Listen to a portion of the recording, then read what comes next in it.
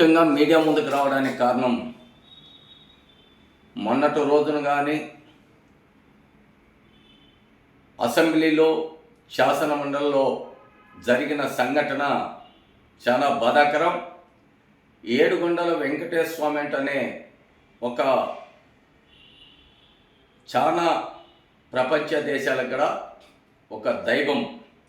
అంటే ఏడుగొండల వెంకటేశ్వర స్వామి చిత్రపటాలు సొప్పులేసుకొని అతని ఆత్మగౌరవం దెబ్బతినేట్టుగా, మరి వెంకటేశ్వర స్వామి ఆత్మ గౌరవం దెబ్బతినేట్టుగా మరి వైఎస్ఆర్ పార్టీ శాసన మండలి సభ్యులు సొప్పులు సూలేసుకొని రావటం, ఆ చిత్రపటాలు ఎత్తుకొని అది అసెంబ్లీ శాసన మండలిలో ముట్టడించడం ఇది బాధాకరం.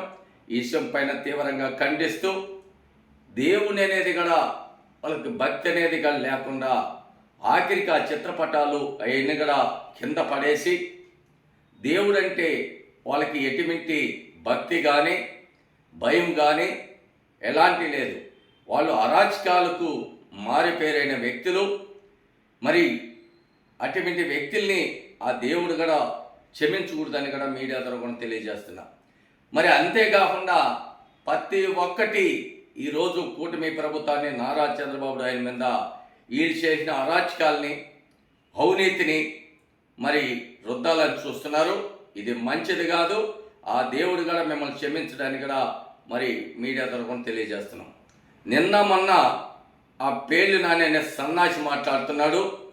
అద్దొద్దో వచ్చేసింది, అద్దో చూడు, మరి ఆయన్ని ఉరిదీయాలి. అయినా బుద్ధి లేని ఎదవలారా, సిగ్గు లేని ఎదవలారా, మీరు మనుషులుగా ఉన్నారా? మానవత్వంతో బతున్నారా? ఆంధ్రప్రదేశ్లో మీరు ఉండారా? ఆఖరికి పాకిస్తాన్లో ఉండారని కూడా ఈ ఎదల్ని సన్నాసుల్ని తీవ్రంగా ఖండిస్తున్నాం. రెండోది, మొన్న ఒకడు డిబేట్లోకి వచ్చి మాట్లాడుతున్నారు, ప్రెస్ మీట్లు పెట్టి మాట్లాడుతున్నారు. బిల్గర్ని ఎందుకు వచ్చినాడు, ఆయన ఏం తిన్నాడు, ఆయనకి టిఫిన్ ఏం పెట్టినాడు, భోజనాలు ఏం పెట్టినారు, ఇవన్నీ కూడా లెక్కాసారాలు చూపించాలని మాట్లాడుతున్న చిగ్గులైన వైఎస్ఆర్ పార్టీ నాయకులకి తీవ్రంగా ఖండిస్తున్నాం. మీకు ఆంధ్రప్రదేశ్ని డెవలప్మెంట్ కాకూడదనేది మీ ఆలోచన. మీ మాజీ ముఖ్యమంత్రి జగన్మోహన్ రెడ్డి ఏదైతే సూచిస్తున్నాడో, ఏదో కిట్ రాసిస్తున్నారో అదే చదువుతున్నారు. ఆఖరికి ఎవరు గోతులు మీరే పడుతున్నారు.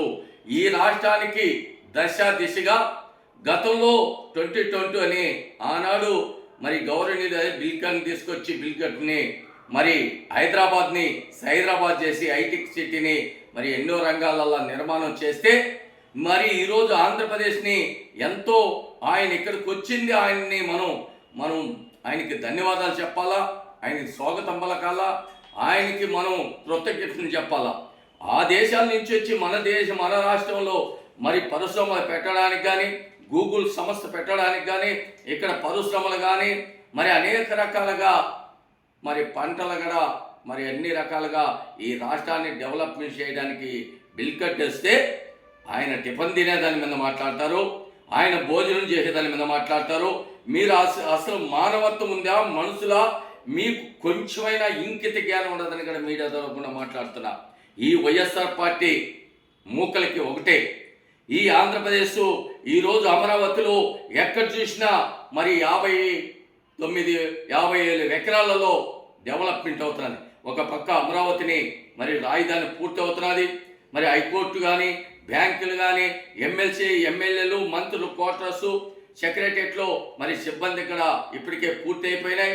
మరి అదేవిధంగా ఎవరైతే మరి 34,000 ఎకరాలు ల్యాండ్ కూలింగ్కి ఇచ్చిన రైతులకి మరి ప్లాట్లన్నీ కూడా రోడ్లు నిర్మాణం జరుగుతూ ఉంటే, ప్రపంచ దేశాలలో కూడా మరి అమరావతి వైపు చూస్తూ ఉంటే చూచి వార్చలేకుండా మరి ఈరోజు అడ్డగోలుగా మాట్లాడుతున్నారు. ఈ రాష్ట్రానికి 5 సంవత్సరాలకు ముఖ్యమంత్రి పనిచేసిన జగన్మోహన్ రెడ్డి గారు ఈరోజు ప్రతిపక్ష నాయకులు వాదగా లేదు. పులివెందుల ఎమ్మెల్యే మాట్లాడతారు, గాల్లో తిరుగుతున్నారంట. ఆయనకు ఒక హెలికాప్టర్, ముఖ్యమంత్రికి చంద్రబాబుకు ఒక హెలిప్యాడ్ అంట, ప్రత్యేక ఫ్లైట్ అంట. మరి నారా లోకేష్ బాబు గారికి ఐటీ శాఖ మంత్రికి అదే అంటాడు. దత్తపుత్రుడు పవన్ కళ్యాణ్ కానీ మాట్లాడుతున్నాడు. సిగ్గుతో తలంచుకోవాలి జగన్మోహన్ రెడ్డి. నువ్వు గాల్లో తిరిగిన గాలి, అప్పట్లో గాలి ముఖ్యమంత్రి, ఇప్పుడు మాజీ గాలి ముఖ్యమంత్రి జగన్మోహన్ రెడ్డి కోడి కూస్తుంది. పాలు తాగే పసిబిడ్డ కాంచి కాటికెళ్ళే ముసలవ్వ తాత కాంచి గాల్లో తిరిగిన ఎవడైతే నాయకుడు అంటారో ఆయన సొంత బాబాయిని హతమార్చిన గొడ్డల పోటుని గుండుపోటుగా మార్చిన జగన్మోహన్ రెడ్డి గాల్లో తిరిగినాడు. 5 కిలోమీటర్లు అక్కడ ఎల్పేళ్ళలో తిరిగినాడు. ఏ రోజు కానీ ప్రజల సమస్యల్ని ప్రజలలోకి వచ్చి మన ప్రజల పరిష్కారం లేదు.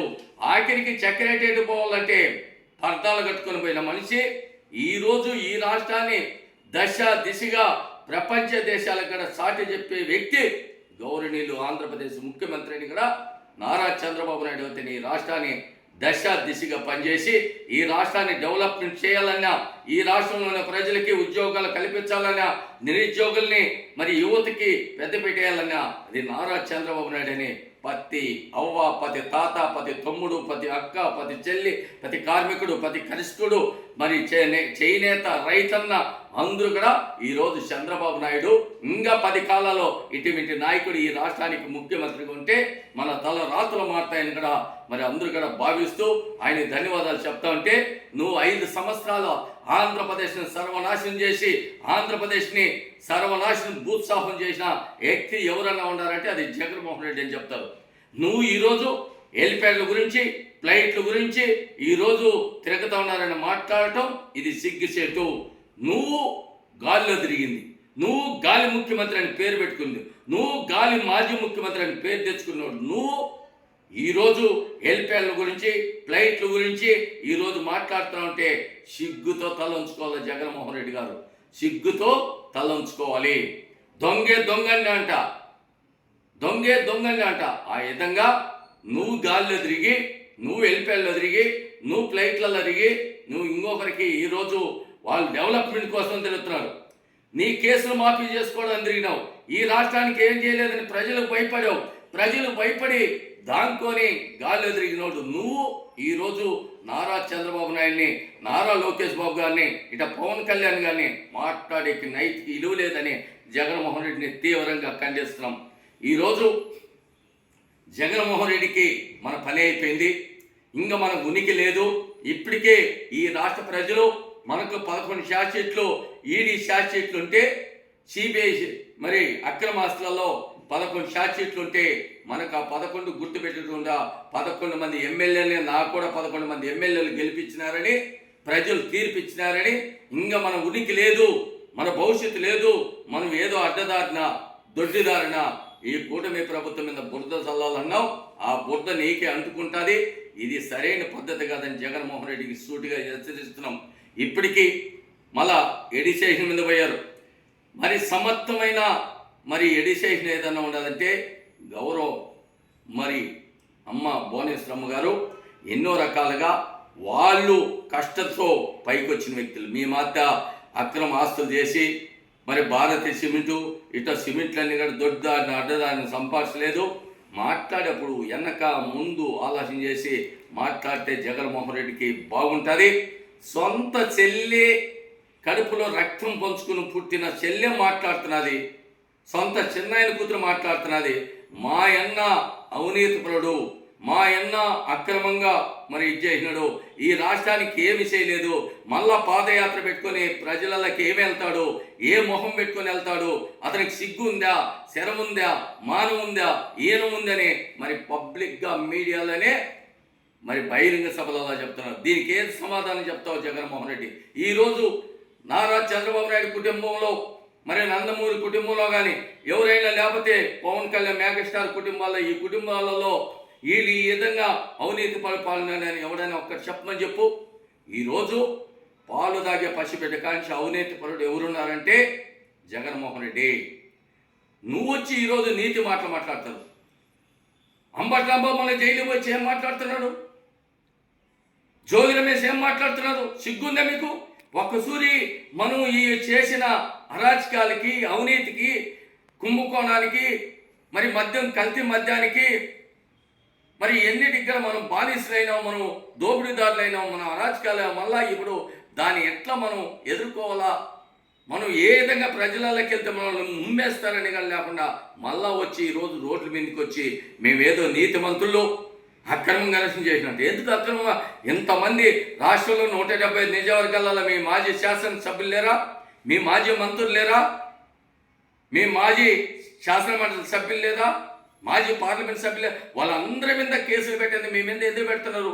మీరు చేసినారు కాబట్టి, ఈ అవినీతికి పాల్పడినారు కాబట్టి జోగి రమేష్ కావచ్చు, చెవిరెడ్డి భాస్కర్ రెడ్డి కావచ్చు, భూమా కరుణాకర్ రెడ్డి కావచ్చు, కొడాలి పిచ్చోడు కావచ్చు, మరి ఆర్కే రోజా కావచ్చు, మీరు ఇది అవినీతి పాల్పడినారు కాబట్టి చట్టం దాన్ని పని చేసుకోబోతున్నది. కానీ మీ మీద కచ్చిగట్టు, మీ మీద ఇంకోటి చేసు, మీరేదో పెద్ద ఇదని మేము ఇందా కేసులు పెట్టలా. మీ చేసిన అరాచకాలకు, మీ చేసిన మాఫీలకు చట్టం దాన్ని పని చేసుకోబోతున్నది. ఇప్పుడు కూడా గుర్తుపెట్టుకొని మాట్లాడప్పుడు వెనక ఆలోచన చేసి మాట్లాడితే భవిష్యత్తు ఉంటుంది. ఆంధ్రప్రదేశ్ ద్రోహులుగా మిగిలిపోతారని కూడా మీడియా ద్వారా తెలియజేస్తారు.